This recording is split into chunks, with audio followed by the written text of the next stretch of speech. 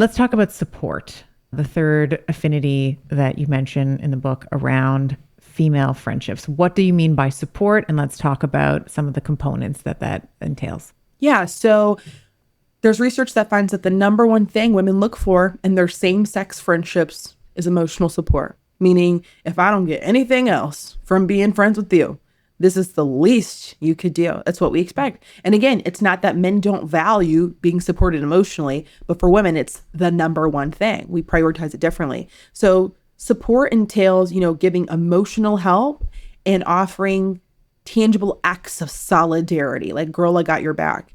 What does it mean when you say emotional help? Does that mean listening?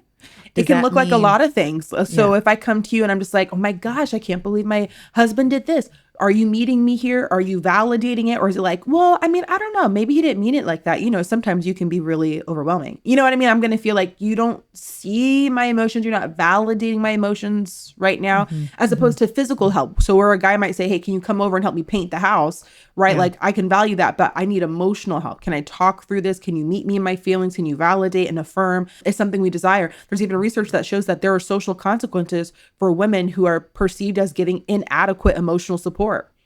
So if I say something and you're like, I mean, it's not that big a deal, or like, girl, let's move on, in an effort to help me, and I perceive it as inadequate, that brings up a big wedge. But the issue with support is that it's so subjective.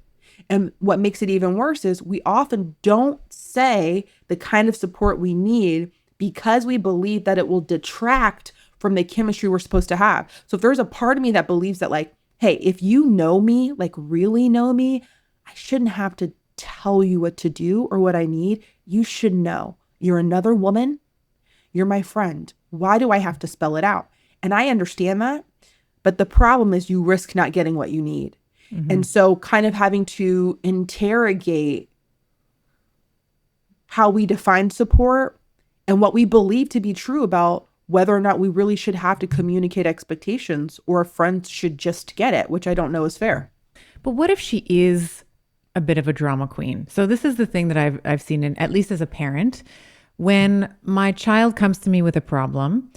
One of the things I've learned actually through this podcast, through interviewing, there was a child psychologist that we had on, Dr. Jennifer Kolari.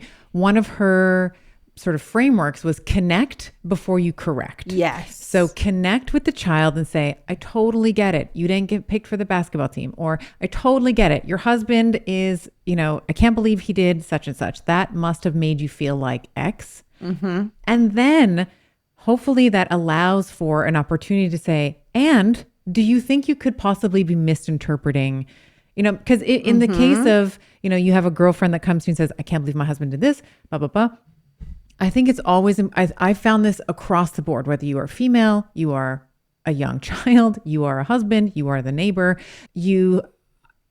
I think our humanity, something that unites us all, we all want to feel seen. We all want to feel like we're understood, seen, and heard. So if you can, let's say, paraphrase for them or reflect back to them what they're feeling, and then also say, and have you considered something else? Something else that may not be in your periphery right now, your visual field right now. Is that possible? Is that an example of me not being emotionally supportive? No. Because I also believe in being honest. So if someone comes to me and says, my husband totally pissed me off, they blah, blah, blah, I'll be like, that is awful. I'm so sorry that you had to go through that. That must have made you feel like this. And also, here's something else that you may have not considered. Like, I would want someone to say that to me. Like, I would want someone to redirect me if I was off course. Yeah. Well, support doesn't mean agreement. So I can support meaning like I'm helping you out. And the way I'm helping is I can acknowledge you feel sad. So I can say out of my mouth, like, oh my gosh, you must be devastated. Yeah. And after she's like, yes, thank you. I am devastated. Then in the appropriate timing, I'm going to say, now I am curious about, whether if you tried this or that, this won't happen again. Because I know it's like the sixth time, but me offering support doesn't mean that I have to be inauthentic or I have to agree with everything she says. But again, that means that we have to, what can be tricky is sometimes when women want solidarity and not support, and sometimes they're not the same. Solidarity is I am with you. And support is like, I see you, I feel you, I'm here for you, but maybe I can't agree with you. I don't see what you see. Right. Mm-hmm. And so sometimes kind of trying to negotiate that can be tricky. And hopefully you're with reasonable people who are like, I can appreciate that. But I think for anyone, regardless of the relationship, yes, we are more inclined to act or to do or to engage when I first feel like this person sees me and they care. Now I'm more receptive to any kind of alternative perspective or challenge you want to give, because I know that it's happening in the context of your love for me. Right, right. Because at the end of the day, you don't want friends that are just yes, in the term is like yes men or like yes women, right? You don't want just yes, honey, go, and it's like, okay, also I want you to be real with me. Like I also want you to tell me when I haven't considered some aspect of my thinking. This actually came up recently. There was someone in my mutual space. He was coming under fire he's a podcaster, he's coming under fire for some personal issues that sort of bubbled up. Mm-hmm. And the conversations that I had with women, because there was an accusation of infidelity, was very different than the conversations that I was having with my male friends. My women were like, can you believe that, he did this? And this is terrible. And then my male friends were saying, well, why would she go to a national newspaper and sort of spill the beans? Like, doesn't that say something about her character? And I was like, yeah, both are right. Like both, sort of both things are right. And then when I sort of crossed over, when I was talking to my female friends about like, well, why would she go to the paper? It was met with frosty, like, I can't believe you're, this is like the patriarchy, this is the patriarchy, this is the problem with and I was like, but it's not. It's not the patriarchy. I think that she's also wrong too. I think that they might both be wrong, but I mean, maybe that's something separate, but I find sometimes people need to pick a side. And where I often find myself in maybe prickly situations is I can see both sides. It's like, I'm in the extreme middle, Danielle. I'm always like, oh, that's right. I can see the point on the right. I can see the point on the left. So I'm here in the middle because there's nuance to it, right? Yeah. And sometimes people don't want to, some people, not all people, some people don't want to hear it. I don't know what that says about me. Maybe that tells you why I don't have many friends in general. But no, I get it. I get it. Being neutral or kind of seeing both sides can definitely be a challenging place to be. Yeah. Yeah. And I think even with whether it's female friendships or otherwise, I mean, we saw this sort of societally, in the past couple of years. There's been a lot of polarization. You're either on the left or you're on the right. You're pro this or you're not. You're anti this. And there's a lot of pressure to pick a side.